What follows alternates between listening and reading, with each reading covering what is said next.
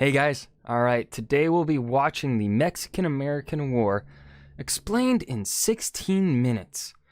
Now, I haven't watched a video from this YouTube channel in a while. I did watch his video. I believe actually I watched it for July 4th. His video on the American Revolution, I believe. Was that the video? I can't remember. Or was it just American history in 10 minutes or something? I don't remember. It's an old video it was a long time ago, like 3 months ago now. Anyways, let's go ahead and watch the Mexican-American War, 1846 to 1848. To be honest, actually, as well, this war is brushed over in American classes. This war is not talked about. Maybe in Texas you might get more conversation. You might get a bigger discussion revolving around this war, because that's obviously where like the front line was for this war. But Midwest, probably rest of America, where I live, we didn't talk. I took an advanced American history class. I took the AP history, U.S. history class when I was in high school. And yeah, I don't even think we even talked about the Mexican-American War. I think we in the class, it was just like, and around this time we also fought Mexico, and Texas declared independence from Mexico, and then we like annexed them, and then blah blah blah, bam, and then the kind of talked about the effects that the war had, in which, because it added a state and it added a slave state at that.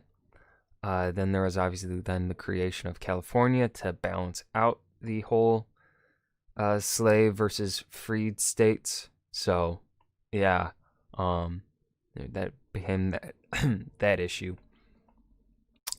Anyways, we're gonna go ahead and start watching and see what we learn. Mexican-American War. Oh, this animation is crisp. I like it. Even though Mexico got its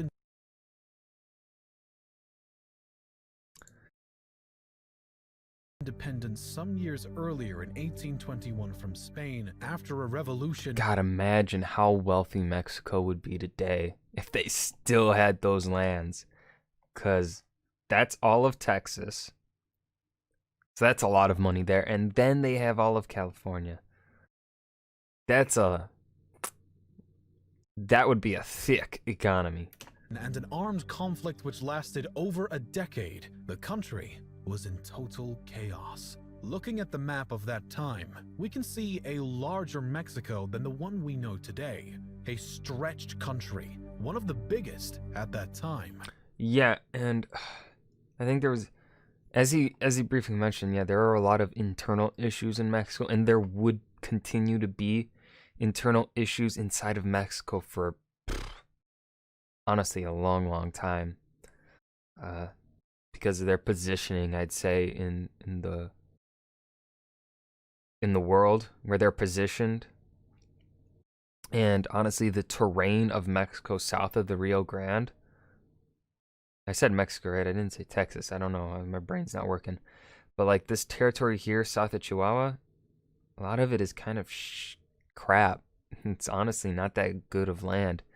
The territory here past the modern borders is where it's good, but even then, the land that's good is really kind of the areas around San Antonio, this lighter yellow shading here, and then the California.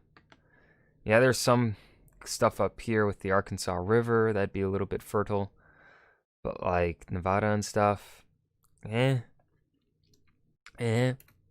The newly independent nation was in dire straits after 11 years of war. No plans or guidelines were established by the revolutionaries, so internal struggles for control of the government as can usually happen Mexico with revolutions. suffered a complete lack of funds to organize a country of around 4.5 million square kilometers. At that time, Mexico faced the threats of emerging internal rebellions and of invasion by Spanish forces from their base in nearby Cuba. This government was characterized by instability, and it was ill-prepared for international conflict when war with the Americans broke out only 2 decades later in 1846. The United States was in expansion, and the country was much bigger than it was when it became independent. The United States of America expanded deeper into the Native American territories, and they purchased the huge Louisiana Territory from the French. Although the country was expanding, there was an opportunity Uncle for Sam. more. Due to Mexico's internal problems, several regions rebelled and tried to break away. Texas gained its independence from Mexico in 1836. Initially, the United States declined to incorporate it into the Union, largely because northern political interests were against the addition of a new slave state. The Mexican government was also encouraging border raids and warning that any attempt at annexation would lead to war, since the Mexicans still considered Texas as part of their land. Nonetheless, annexation procedures were quickly initiated after the 1844 election of Polk, who campaigned that Texas should be re-annexed and that the Oregon Territory should be reoccupied. Polk also had his eyes on California, New Mexico, and the rest of what is today the U.S. Southwest. Looking to expand, Polk offered to purchase those lands, but the offer was rejected, and soon after, he instigated conflict by moving troops into a disputed zone between the Rio Grande and Nueces River that both countries had previously recognized as part of the Mexican state of Coahuila. The tension grew more and more over the disputed lands. Texas was annexed by the United States on December 29, 1845, and became the 28th state. However, the United States inherited the southern and western border dispute with Mexico, which had refused to recognize Texas's independence or the U.S.'s offers to purchase the territory. Thus, through this act, the tensions between the two countries transformed into a war. On April 25, 1846, Mexican cavalry attacked a group of U.S. soldiers in the disputed zone under the command of General Zachary Taylor, killing about a dozen. They then laid siege to an American fort along the Rio Grande. Taylor called in reinforcements and was able to defeat the Mexicans at the battles of Palo Alto and Resaca de la Palma. Following those battles, Polk told the U.S. Congress that the cup of forbearance had been exhausted even before Mexico passed the boundary of the United States, invaded our territory, and shed American blood upon American soil. On May 13th, Congress declared war, while no official declaration of war ever came from Mexico. In terms of how the war began... Really? So Mexico... Usually when a country, obviously makes a proclamation of war, usually the other country will respond by saying, all right, yeah, we declare war too. Guess that didn't happen here. Again, the situation is debatable. We have an ill-prepared Mexico with internal revolts and an emerging power that looks to expand more and more. Mexico was weaker, but the U.S. did not want to look like a bully. Even so, Ulysses S. Grant, who had opposed the war but served as an army lieutenant in Taylor's army, claims in his personal memoirs that the main goal of the U.S. Army's advance from the Nueces River to the Rio Grande was to provoke the outbreak of war without attacking first, to debilitate any political opposition to the war. Sounds about right. Sounds like an American After move. Mexican independence, there was a man, Antonio Lopez de Santa Anna, a controversial character who in the first place didn't support Mexican independence from Spain, but then fought in support of it. He then backed the monarchy of the Mexican Empire, then revolted against the emperor, and then supported a republic. The country... Bro, pick a side. God damn, he's like He Italy, tried to find but its a path, person. and these shocks led to more trouble and weakness over time. Santa Anna served 12 non-consecutive presidential terms over a period of 22 years. How short is your After the U.S. declared war presidencies? on Mexico in Like 2 years? 1846, an internal coalition, including forced-out President Mariano Paredes, sought a return to a federal republic with Santa Anna as the president. He wrote a letter to Mexico City stating he did not care to return to the presidency, but would like to come out of exile in Cuba to use his military experience to reclaim Texas for Mexico. President Valentin Gomez Farias, driven to desperation, accepted the offer and allowed Santa Anna. What was unknown for the current President Farias is that Santa Anna has been secretly dealing with U.S. representatives to sell all contested territory to the U.S. at a reasonable price, on the condition that he be allowed back in Mexico through the U.S. naval blockades. And so Santa Anna returned to Mexico, taking his place at the head of the army. Wow. Once in this powerful position, he went back on his word, declaring himself president and prepared to fight off the U.S. forces' invasion. The Americans achieved 2 victories at the Battle of Palo Alto and Resaca de la Palma. General Stephen Watts Kearny and his troops started to advance in the disputed territory and in New Mexico. The American troops encountered no Mexican forces when they arrived on August 15th. They entered Santa Fe and claimed the New Mexico territory for the United States without a single shot being fired. Kearny declared himself the military governor of the new territory on August 18th, and he established a civilian government. A temporary legal system was created, now known today as the Kearny Code. Kearny set out for I've never heard of California it. on September 25th, Never heard of the Kearny Code. 1846. In December of 1846, after the successful conquest of New Mexico, parts of Kearny's Army of the West moved into modern-day northwest Mexico. They were led by Alexander Doniphan, continuing what ended up being a year-long 5,500-mile campaign. Damn. But in the territory, a rebellion happened, known as the Taos Revolt. There were multiple separate skirmishes, but the U.S. military moved quickly to subdue the revolt. Meanwhile, the commander of the U.S. Navy's Pacific Squadron, John D. Sloat, had received orders to seize San Francisco Bay and blockade California port. Captain John C. Fremont, leading a U.S. topographical expedition to survey the Great Basin, entered the Sacramento Valley in December 1845. Fremont's party was at Upper Klamath Lake, Oregon Territory, when it received words that war between Mexico and the U.S. was imminent. The party then returned to California. On Sloat's My dogs keep barking. orders, Fremont brought 160 volunteers to Monterey, in addition to the California Battalion. On July 15th, Sloat transferred his command of the Pacific Squadron to Commodore Robert Efton, who was more militarily aggressive. General Castro and Governor Pio Pico wrote farewells and fled separately to the Mexican state of Sonora. Stockton's army entered Los Angeles unopposed on August 13th. At that point, he sent a report to the Secretary of State that California is entirely free from Mexican dominion. Meanwhile, U.S. Colonel Stephen W. Kearny had performed a march across New Mexico and the Sonoran Desert and crossed the Colorado River. Okay, so one of the things I'm getting a little confused as to the time period of all this stuff happening. And there's information getting a bit repeated. So I feel like maybe, I don't know how old this video is, but I think some information probably could have been, I feel like he could have told it in a different way where it would have made more sense, because it's, woo, a lot of stuff's going on, and I'm not too clear on the timeline.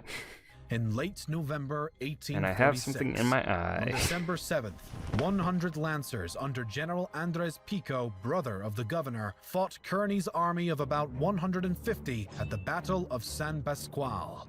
The wounded Kearny pushed on God, armies until he were had so to small. establish a defensive position on a hill. General kept the hill under siege until a 215-man American relief force arrived. A 600-man American force under Kearny began a 150-mile march to Los Angeles. On January 8, 1846, the Stockton-Kearny Army defeated the Mexican force in the 2-hour Battle of Rio San Gabriel. The Treaty of Cahuenga was signed, which marked the end of armed resistance in California. The conflict continued elsewhere. The Mexican army's defeats at Palo Alto and Resaca de la Palma caused even more political turmoil in Mexico. Led by Zachary Taylor, 2,300 U.S. troops crossed the Rio Grande and proceeded south.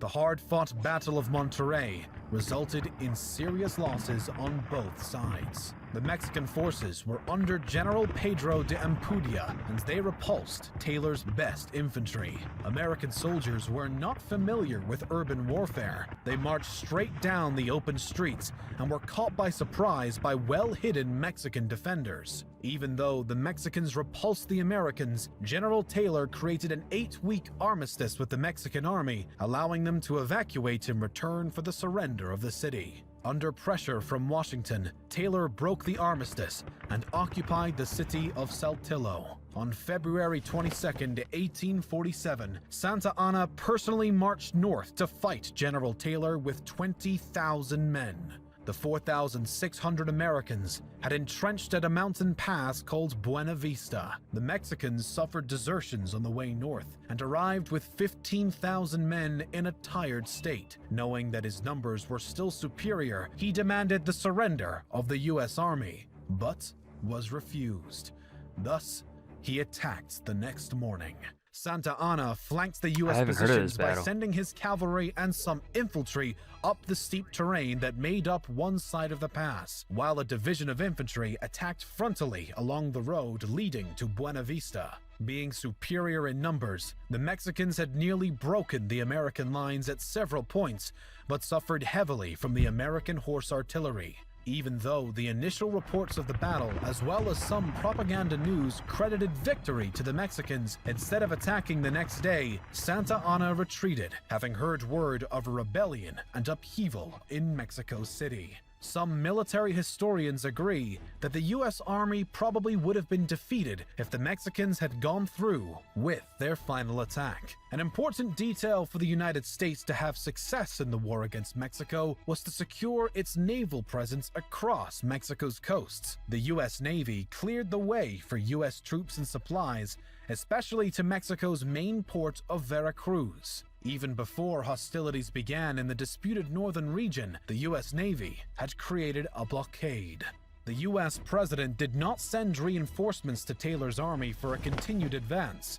Instead, he sent a second army under General Winfield Scott. He transported to the port of Veracruz by sea to begin an invasion of the Mexican heartland. Jeez. On March 9, 1847, Scott performs I didn't know that the American army actually went that south. I thought maybe all the fighting was along, well, the modern day border and obviously into where, I guess, I always knew like Zachary Taylor moved a bit south. Like I thought maybe Zachary Taylor's position was the furthest south that American armies went. But no, Winfield Scott going down straight to Veracruz. First major amphibious landing in U.S. history in preparation for the siege of Veracruz. The city replied the best it could with its own artillery against the extended barrage. But because of the numerical superior force of the Americans, the Mexicans surrendered.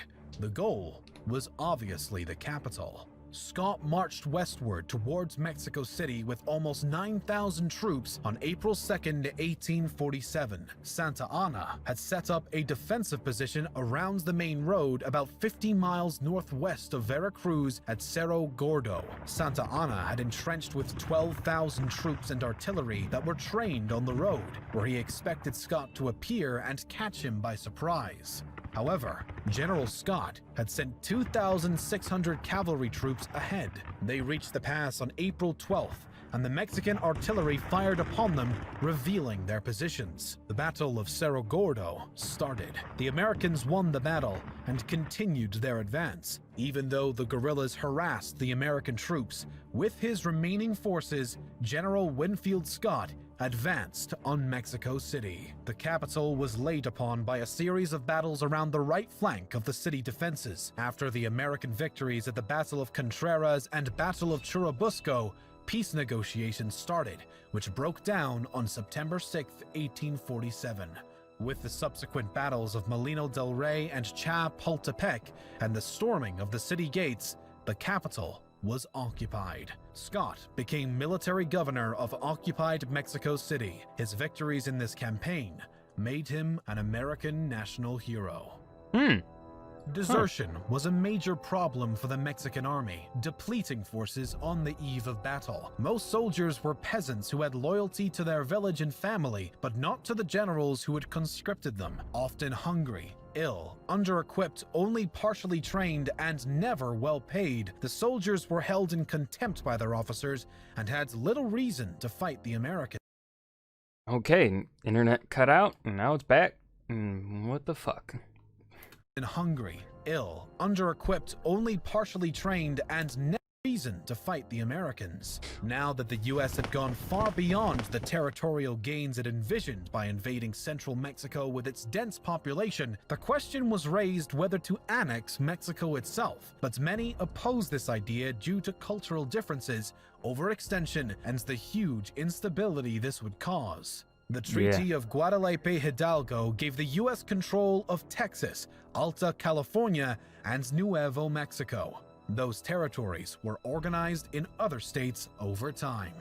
In return, Mexico received $15 million, an approximation of just $443 million today, which was less than half the amounts the U.S. had attempted to offer Mexico before. The areas were sparsely populated, and that is probably the reason for such a low cost for the U.S. With Texas and the secession And also from that the Mexico, U.S. kind of just the kicked their U.S. ass in gained a more war. than 900,000 square miles of land. The Gadsden Purchase was another acquisition for the United States and fixed the current border between Mexico and the USA. Good video. It felt a little disjointed in parts, just with, you know, the timeline of events, like with where certain troops were moving and then certain troops moving at the same time. Obviously, I'm not the best at, I've yet to make a video like this, even though I do want to make educational content that is kind of like this. But I don't know exactly how you'd fix the issue here because of just the amount of, you know, armies that were moving at the same time during this war. Would be a little bit tough, but to me this one felt a little disjointed, but still a really good video overall. Learned that literally the United States actually occupied pretty much all of Mexico. So that I did not know. I thought they fought a war and won enough battles and occupied enough territory in Mexico itself to be like, where the Mexicans would be like, okay, all right, you can have it. You can have this land. I didn't know they actually occupied Mexico City itself. But yeah, that is the video. My chair is moving underneath me of its own free will. I'm losing my mind, and that's gonna be the end of the video. Thank you guys for watching. I hope you enjoyed. Remember to hit that like button and subscribe for more. Leave a suggestion for what you want to see me react to next. I'll see you guys in the next video. Thank you.